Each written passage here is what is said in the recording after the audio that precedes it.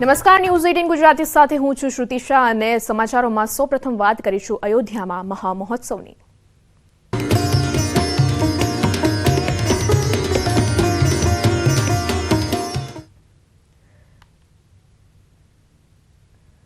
અયોધ્યામાં ભવ્ય રામ મંદિર બની રહ્યું છે ત્યારે સૌ કોઈના મનમાં ઉત્સુકતા છે કે મંદિર કેવું હશે, તેની ડિઝાઇન કેવી છે, મંદિરના નિર્માણમાં કેવા ટેકનિકનો ઉપયોગ થઈ રહ્યો છે। ત્યારે આજે મંદિરની ડિઝાઇન બનાવનાર શિલ્પકાર આશીષ સોમપુરા પાસેથી જાણીશું તમામ વિગતો।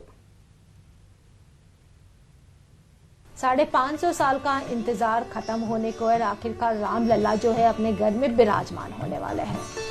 इस वक्त हमारे साथ आशीष सोमपुरा जी हैं, जिन्होंने जो है ये राम मंदिर का पूरा मॉडल तैयार किया है। उनके पिताजी ने इसके पहले एक राम मंदिर का मॉडल दिया था, लेकिन सुप्रीम कोर्ट का फैसला आने के बाद और लोगों का उत्साह देखने के बाद जो है इसमें थोड़ी बहुत चेंजेस किए गए हैं। आइए हम बात करते हैं आशीष जी से, किस तरह का चेंजेस पहले के मंदिर में और अभी के मंदिर में किया गया है? पहले के डिज़ाइन में और इसके डिज़ाइन में जैसे बताया गया कि मंडपों की संख्या बढ़ाएगी, जो ग्राउंड फ्लोर एरिया है वो बढ़ाया गया। ओरिजिनल डिज़ाइन को वही उसी तर्ज पर उसी जगह पे रखा गया है, क्योंकि बीएचपी ने उस टाइम पे काफ़ी कुछ काम करवाया था पत्थरों का, और जो एक एक रुपया जो लोगों से लिया था तो वो भी वेस्ट नहीं जाना चाहिए।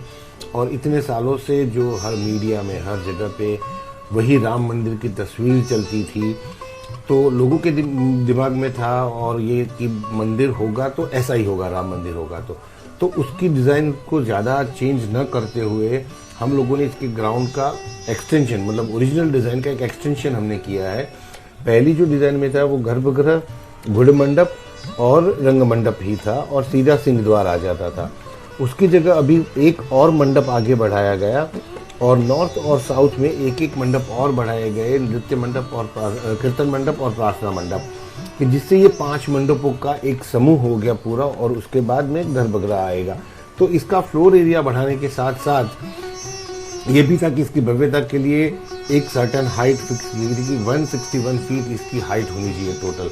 तो प्रोपोर्शनेटली हम जब देखने गए तो इसके अंदर ग्राउंड फ्लोर और फर्स्ट फ्लोर ही थे ओरिजिनल डिज़ाइन में, तो उसके ऊपर एक सेकंड फ्लोर भी रखा गया और उसके ऊपर फिर शिखर आएगा और फिर उसके आगे में डोम आएगा। तो ये पूरा जो है वो ओरिजिनल डिज़ाइन का एक कह सकते हैं कि वर्टिकली और हॉरिजॉन्टली एक्सटेंशन है। और 161 पिलर है ग्राउंड फ्लोर के अंदर, 160 कॉलम्स आ रहे हैं ऊपर। टोटल 2014 कॉलम्स रहेंगे पूरे कैंपस के अंदर, और उसके जो ये कॉलम्स हैं वो सबसे ज़्यादा वेल आर्टिकुलेटेड जो हमारी नागर शैली में बताया गया कि मूर्ति काम वाले, वो कॉलम को यहाँ पे लिया गया है। तो उसके 3 लेयरों में मूर्तियाँ हैं। टॉप लेयर में सारी देवांगनाएँ आएंगी, उसके बॉटम लेयर में सारे देव आएंगे, और जो बॉटम लेवल है उसके अंदर सारी देवियाँ आएंगी। और सनातन के सारे देवी देवताओं की वहाँ पे मूर्तियाँ बना दिया गया। अगर आप देखेंगे तो वहाँ पे आपको गणपति जी भी मिलेंगे, शिव जी भी मिलेंगे, सूर्य भी मिलेंगे, नवग्रह भी मिलेंगे।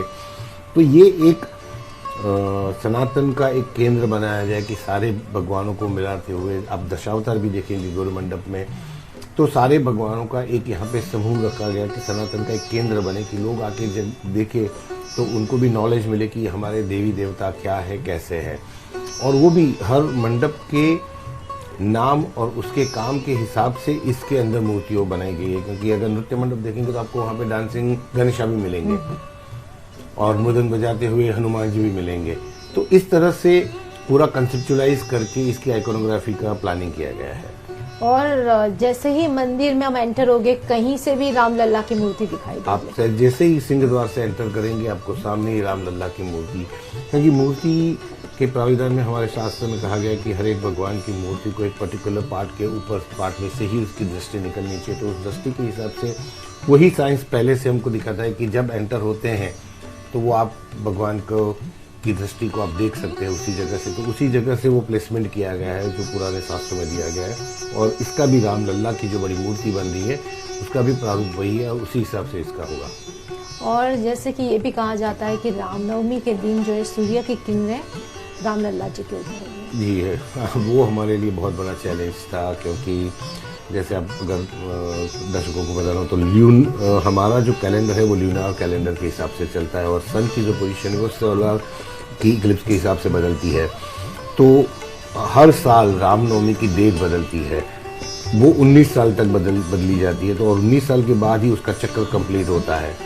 तो हर बार सोलर पोजीशन अलग है, तो उसके लिए ऊपर से सन रेज को लाना, 3 स्टोरी का ये एक टेम्पल है, तो कैसे लाना, उसकी जो है क्या बोल सकते हैं उसको, तेज भी कम नहीं हो, क्योंकि अगर ट्रैवल करेगा इतना कैसे करेगा, तो वो किस हिसाब से उसका परफेक्ट सूर्य तिलक रामनवमी के दिन 12:39 को ही भगवान के ललाट पे गिरे।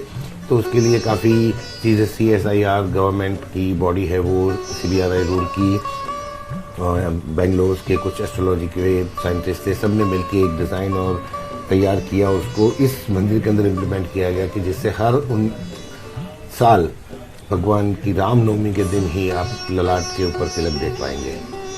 और ये राजस्थानी पत्थर से पूरा बनाया है। ये राजस्थान के बयाना डिस्ट्रिक्ट में निकलता हुआ बंसी पहाड़पुर का पिंक स्टोन है, और इसे किंग्स ऑफ सैंडस्टोन कहा जाता है, क्योंकि इसकी ग्रेन्यूल्स बहुत माइन्यूट है, तो इसके अंदर कार्विंग बहुत सुंदर दिखती है। और इसका एक स्ट्रक्चरली सबसे बड़ा फ़ायदा ये है कि जैसे ये स्टोन में जैसे जैसे इसका एजिंग होता जाता है, इसकी स्ट्रेंथ बढ़ती है। तो ये हज़ारों साल तक हमारे मंदिर बनते हैं, इसमें हम लोग लोहा बिल्कुल यूज़ नहीं करते हैं, क्योंकि RCC स्टील की लाइफ जो होती है वो 80 साल से 100 साल से ज़्यादा नहीं। तो ये नेचुरल मटेरियल से पूरे स्टोन से बनाते हैं। यहाँ पे अगर ज़रूरत पड़ती है वहाँ पे हम कॉपर या ब्रास ही यूज़ करते हैं। तो ये एक मंदिर उस तरह से डिज़ाइन किया गया कि हज़ारों साल तक इसको कुछ नहीं होगा, और ये पत्थर का भी यही कैरेक्टरिस्टिक है कि जैसे हज़ारों साल तक ये टिका रहेगा।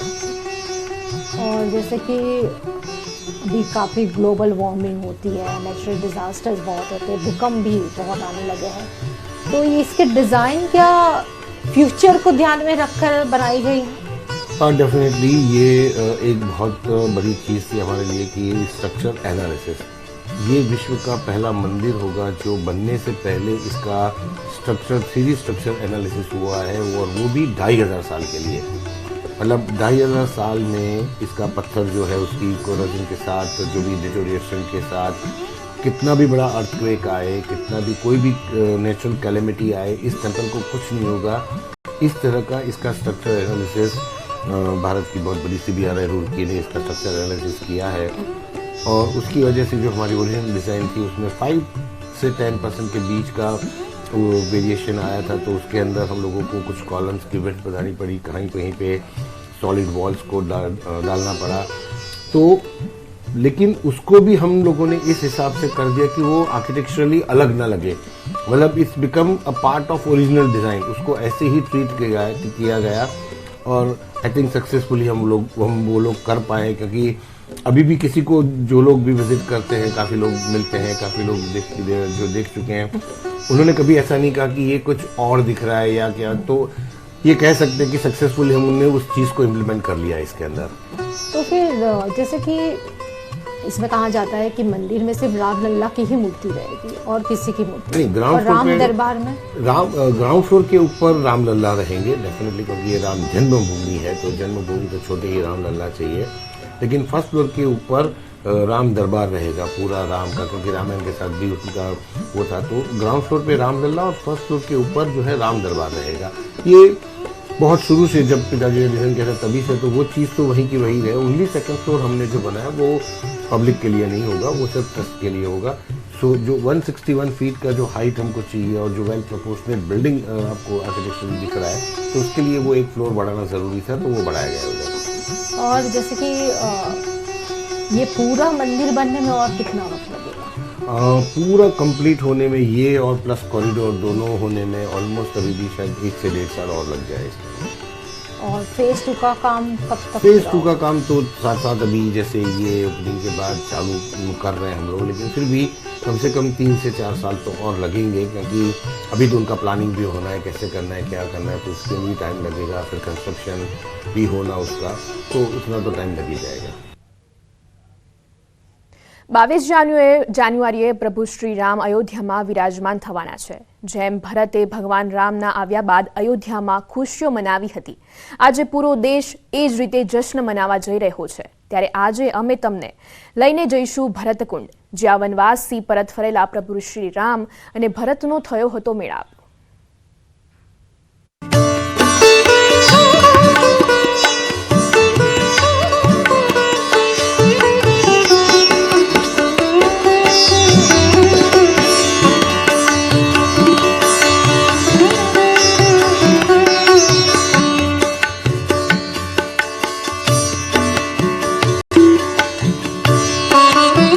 नमस्कार, स्वागत है आपका. आपके साथ में हूं अमित गर्ग शुक्ला और आप देख रहे हैं हमारा खास कार्यक्रम अयोध्या पर्व.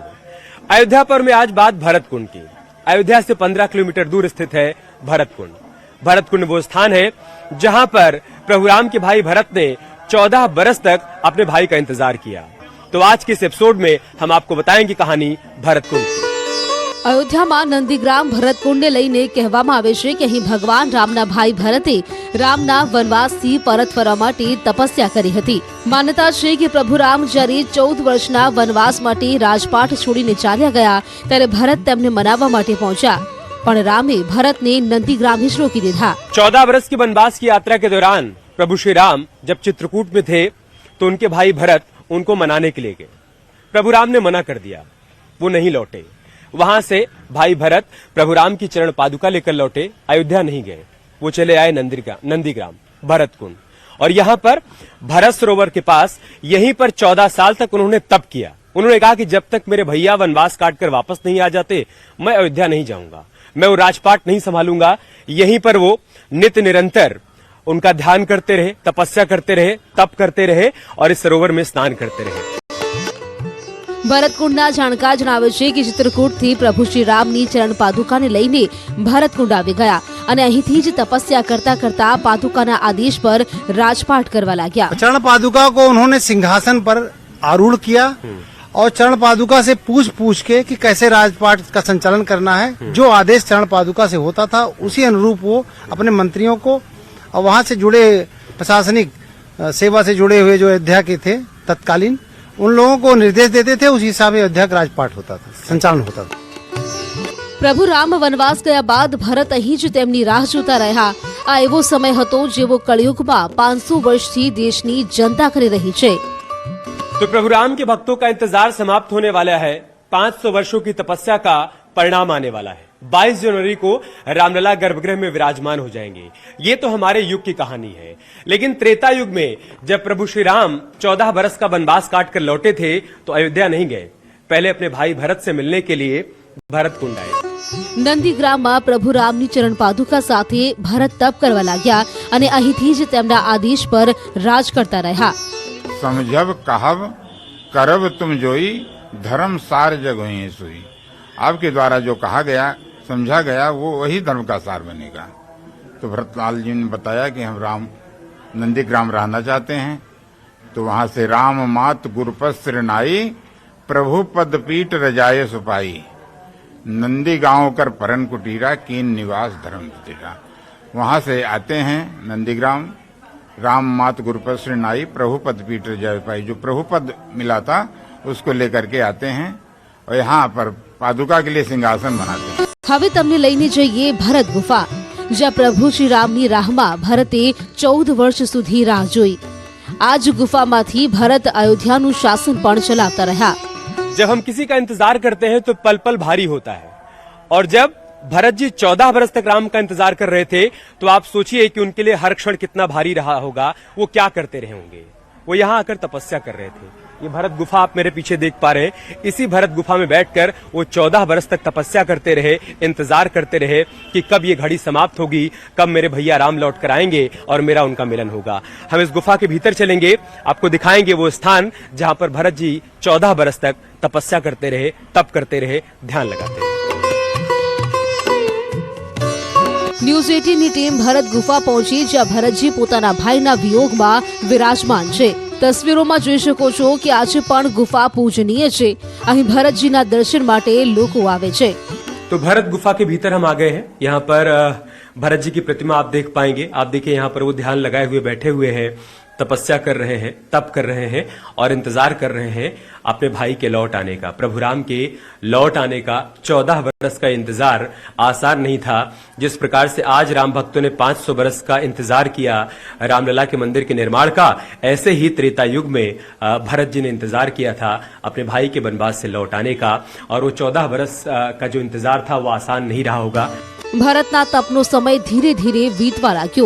એક દિવસ એ સમય પણ આવ્યો જ્યારે પ્રભુ શ્રી રામનો 14 વર્ષનો વનવાસ પૂર્ણ થઈ ગયો। પરત ફરતા પહેલા ભગવાન શ્રી રામે હનુમાન સાથે સંદેશ મોકલ્યો।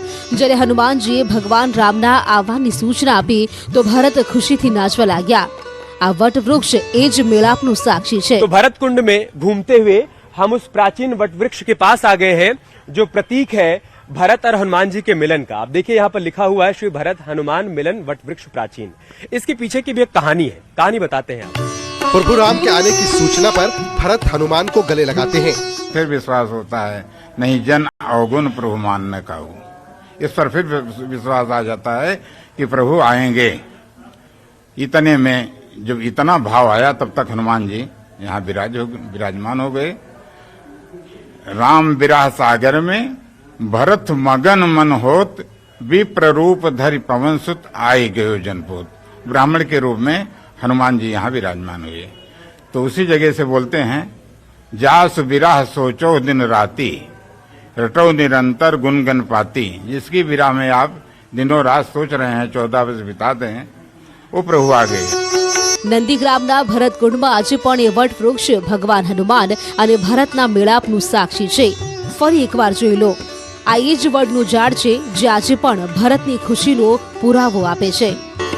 ये दो वृक्ष आप यहाँ पर देख पा रहे हैं, एक वृक्ष इस तरफ है और दूसरा वृक्ष इस तरफ है। एक को भरत कहा जाता है, भरत स्वरूप, और दूसरे को हनुमान स्वरूप। ये दोनों का मिलन हो रहा है, दोनों एक दूसरे को गले लगा रहे हैं और ये बहुत स्वाभाविक था। हम आज इस युग में सिर्फ इसकी कल्पना कर सकते हैं। त्रेता युग में वो भाव सोचिए आप, जब एक भाई का 14 वर्ष का इंतजार समाप्त हो रहा था, उसकी तपस्या फलीभूत हो रही थी, वो यहीं पर बैठकर तपस्या कर रहे थे, अपने भाई का इंतजार कर रहे थे, और जब कोई आकर ये खुशखबरी दे कि आपके भैया आने वाले हैं, तो उसके मनोभाव क्या रहे होंगे, आप उसकी कल्पना कर सकते हैं। હનુમાનજીની સૂચના સાથે ભરતની સાથે સાથે પૂરી અયોધ્યા ખુશીથી નાચવા લાગી। ભરતની ખુશી 7મા આસમાને હતી તો અયોધ્યાવાસી પણ પ્રભુ શ્રી રામને મળવા જે જ્યાં હતા ત્યાંથી જ ભાગવા लाग्या। सारे लोग वहां से जे जैसे तैसे उठ धामे, बाल वृद्ध कोई संग न लावे। कोई आयो भरत संग सब लोग, सारे लोग भरत के पास आते हैं और यहाँ पर राम जी आते हैं। और सबके मन में ये विचार है कि सबसे पहले प्रभु से हम मिलेंगे, सबसे पहले प्रभु से हम मिलेंगे। અયોધ્યામાં ભગવાન રામના જળાભિષેક માટે 27 તીર્થોનું જળ લવાયું હતું। ભરત પ્રભુ શ્રી રામનો જળાભિષેક કરવા માટે 27 તીર્થોનું જળ લાવ્યા હતા, જેને ભરત કૂપમાં રાખવામાં આવ્યું હતું। અમારી ટીમ એ કુવાની પાસે પણ પહોંચી, જેમાં ભરતે 27 તીર્થોનું જળ રાખ્યું હતું। तो भरत कुंड में हम उस कुएं के पास आ गए हैं जिसमें 27 तीर्थों का जल डाला गया था त्रेता युग में। और इसकी खासियत यह है कि आज भी उसका जल खराब नहीं होता। जैसे माँ गंगा का जल खराब नहीं होता, आप कितने भी समय तक उसको रखिए उसमें कीटाणु नहीं पड़ते हैं, ऐसे इस कुएं का जल भी खराब नहीं होता, क्योंकि यहाँ पर 27 तीर्थों का जल डाला गया था। જાણકારો જણાવે છે કે ત્રેતા યુગમાં ભરત 27 તીર્થોનું જળ લઈને આવ્યા હતા। ये 27 तीर्थों का जल है जो राम जी के राज्याभिषेक के लिए आया था। अच्छा, भरत जी जब चित्रकूट से लौट कर आए हैं तो यहाँ पे 14 वर्ष बैठ के प्रभु श्री राम जी का आने का स्मरण किया था। કહેવાય છે કે આજે પણ આ કૂવાનું જળ પવિત્ર અને નિર્મળ છે। ન્યૂઝ 18ની ટીમે આ કૂવાના જળને ગ્રહણ કર્યું। निर्मल है, स्वादिष्ट है, स्वादिष्ट है। ये ऐसे ही कोई मान्यता और कहानी नहीं बन जाती है, सत्यता होती है तभी तो मान्यता और कहानी बनती है। और जैसा कि महाराज जी ने बताया कि त्रेता युग में जब भाई भरत अपने बड़े भाई राम को लाने के लिए गए तो 27 तीर्थों का जल लेकर गए थे कि मैं भाई को वापस लेकर आऊंगा, उनका राज्याभिषेक करूंगा, उनको गद्दी पे बिठाऊंगा जिसके वो हकदार हैं। लेकिन जब प्रभु राम नहीं लौटे तो वहां से भरत जी वापस आए और वो जल अपने साथ लेकर आए। इसे कुएं में उन्होंने डाल दिया। 14 वर्ष के वनवास के बाद जब प्रभु राम वापस लौटे तो इसी कुएं से जल निकाला गया और उसके बाद प्रभु राम का राज्याभिषेक हुआ। आज भरतकुंडમાં ભગવાન શિવનું અનોખું મંદિર છે। આ મંદિરની ખાસિયત એ છે કે અહીં નંદી મહારાજ ભોલેનાથથી નારાજ થઈને બેઠા છે। भरतकुंड में भगवान भोलेनाथ का एक ऐसा मंदिर है जहां पर नंदी जी भोलेनाथ से विमुख है। क्यों विमुख है, इसके पीछे की कहानी क्या है, ये हमको पंडित जी बताएंगे, लेकिन उससे पहले आप दर्शन कर लीजिए भोलेनाथ का। ये देखिए, आप अंदर आपको शिवलिंग नजर आ रहा है और ये आप देखिए नंदी जी। आमतौर पर आपको सभी शिवलिंग में और सभी शिवधाम में नंदी जी प्रभु भोलेनाथ की तरफ आपको मुख किए हुए नजर आएंगे, लेकिन यहाँ पर वो उनसे विमुख है। ये देखिए, आप बाहर की तरफ नंदी जी देख रहे हैं। નંદીગ્રામમાં નંદીની નારાજગી વિશે સ્થાનિક પૂજારીએ વિસ્તારથી જણાવ્યું। भगवान भोलेनाथ कैलाश से आए थे जब भगवान राम जी अयोध्या में अवतार लिए थे, पृथ्वी लोक पे आए थे। तो सभी देवता अपने धाम से आए, प्रभु श्री राम जी का दर्शन किया, उसके बाद में अपने धाम साकेतपुरी को चले गए। तो भगवान भोलेनाथ से काकभस्म जी ने कहा कि प्रभु सभी लोग अपने धाम से आए, अपने धाम को दर्शन करके चले गए राम जी का, तो हम ही लोग बचे हैं, तो क्यों न दर्शन कर लिया जाए। तो भगवान भोलेनाथ ने कहा कि इसमें देर की क्या बात है, चलो चलते हैं अभी। तो भगवान भोलेनाथ काकभस्म जी और नंदी जी आए। नंदी जी को यहाँ गुरु वशिष्ठ जी के आश्रम में छुपा दिया। यहीं छुपा के अपना साधु का भेद धारण करके भगवान भोलेनाथ और काकभस्म जी चले गए। ભગવાન રામના 14 વર્ષ વનવાસ હોવાને કારણે અહીંના શ્રી રામ જાનકી મંદિરમાં 24 ઓક્ટોબર 2018 થી 14 વર્ષ માટે શ્રી સીતારામ નામનું અખંડ કીર્તન ચાલે છે। भरतकुंड में एक सीताराम कीर्तन भवन है। इस भवन में दिन रात सीताराम सीताराम का जाप चलता रहता है, लोग भजन करते रहते हैं और ये अनवरत चल रहा है, क्योंकि एक संकल्प है, संकल्प के सिद्धि में तब्दील हो जाने का।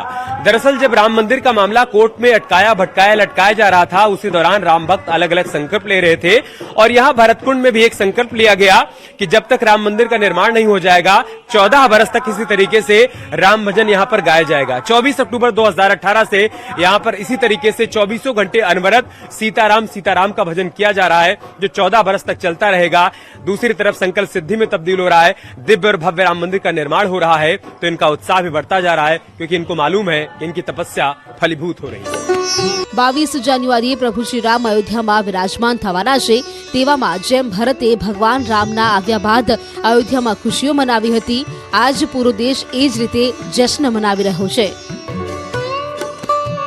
तो आज हमने आपको भरतकुंड का दर्शन कराया और कहानी बताई एक भाई के त्याग की और एक भाई की तपस्या की। प्रभु श्री राम जो पिता का आदेश पाकर 14 बरस के वनवास के लिए चले गए, सब कुछ त्याग कर, तो दूसरी तरफ उनके भाई भरत जिन्होंने 14 बरस तक तपस्या की, इंतजार किया अपने भाई के लौटाने का। ये किस्सा, ये कहानी है भरतकुंड की। કહેવાય છે કે આસ્થાના ધર્મના સીમાડા નથી નડતા, એમાં પણ ભગવાન રામની મહિમા જેટલી ન્યારી છે કે હિન્દુ હોય કે મુસ્લિમ, સૌ કોઈ તેમની સામે નતમસ્તક થઈ જાય છે। ઉત્તર પ્રદેશમાં એક અનોખા રામ ભક્ત છે। અલીગઢ જિલ્લામાં મુસ્લિમ મહિલા ભગવાન શ્રી રામની પરમ ભક્ત છે। રામ મંદિરની મનોકામના પૂરી થતા મુસ્લિમ મહિલાએ પોતાના ઘરમાં રામ દરબારની સ્થાપના કરી છે।